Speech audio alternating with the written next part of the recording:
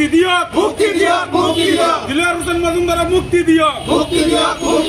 অহম সরকার হায় হায়, অহম সরকার হায় হায়, অহম পুলিশ হায় হায়, গণতন্ত্র রক্ষা করো।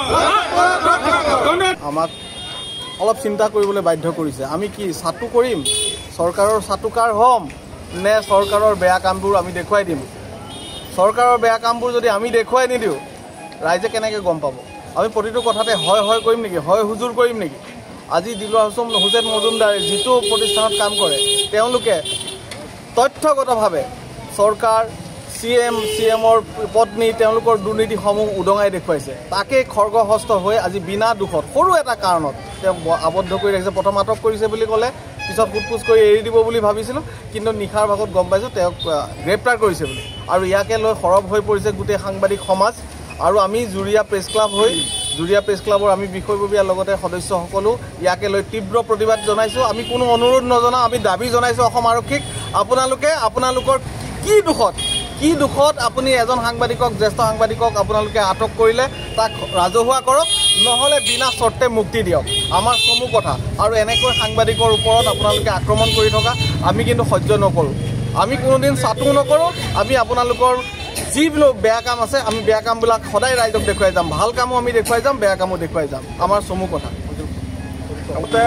আমি জুৰীয়া প্ৰেছ ক্লাবে আজি এক প্ৰতিবাদ সাব্যস্ত কৰোঁ। যিটো যোৱাকালি গুৱাহাটী দিলওয়াৰ হোসেন মজুমদাৰক বাতৰি সংগ্ৰহ কৰিবলৈ যোৱাৰ কাৰণে তাক আটক কৰি আৰক্ষীয়ে গোটেই দিন ৰাখি মাজনিশাত খবৰ দিছে তেওঁক গ্ৰেপ্তাৰ কৰা হৈছে। কি কাৰণত আটক কৰিছে এয়া লৈ সমগ্ৰ সৰ্বত্ৰে চৰ্চা চলি আছে। তাৰ লগত সংগতি ৰাখি আমিও জুৰীয়া প্ৰেছ ক্লাবে আজি এক প্ৰতিবাদ সাব্যস্ত কৰিছোঁ।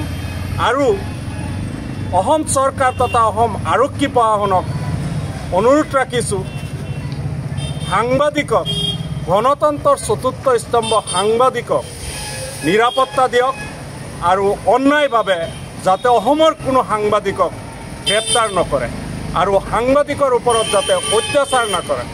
আমি ইতিমধ্যে দেখা পাইছোঁ কালি গুৱাহাটীস্থিত জ্যেষ্ঠ সাংবাদিকসকলে অসমৰ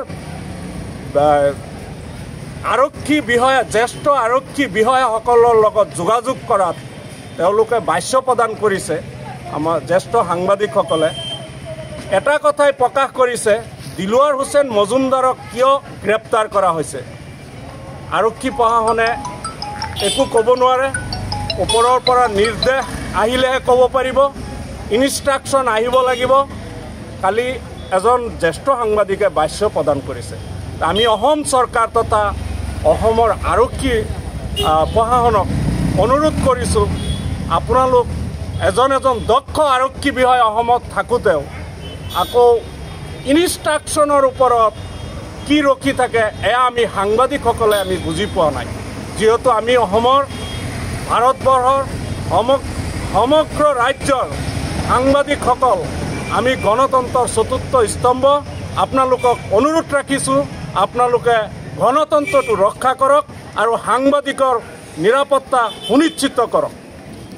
ক'ব লগা হ'ল, আমি এই দেশৰ এজন নিৰপেক্ষ বা সাধাৰণ নাগৰিক হিচাপে যিটো অনুভৱ কৰি আছোঁ, আমাৰ এইখন ৰাজ্য বা আমাৰ দেশত গণতন্ত্ৰৰ কেনেকৈ হত্যা হৈ আছে নিশ্চয় আপোনালোকে যোৱা যিটো আমাৰ গুৱাহাটীত হৈ গ'ল দিলওয়াৰ হোসেন মজুমদাৰৰ লগত কোনোবা সাংবাদিকে দুৰ্নীতিৰ ওপৰত প্ৰশ্ন কৰাৰ পিছত যদি আৰক্ষীৰ দ্বাৰা নিৰ্যাতিত হ'ব লগা হয় বা আৰক্ষীয়ে মিছা কেছ জাপি দিব লগা হয়, এইটো বৰ দুঃখজনক কথা আৰু এইটো গণতন্ত্ৰৰ কাৰণে অহিনি সুৰক্ষায়।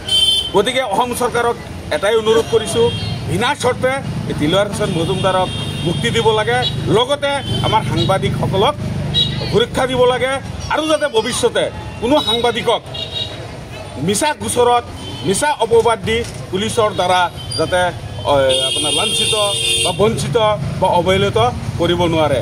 এতিয়া চাওক, দিলওয়াৰ হোসেন মজুমদাৰৰ যিমানখিনি নিউজ আজিলৈকে আমি পাই আছোঁ বা দেখি আছোঁ, একেবাৰে নিৰপেক্ষভাৱে নিউজখিনি কৰি আছে।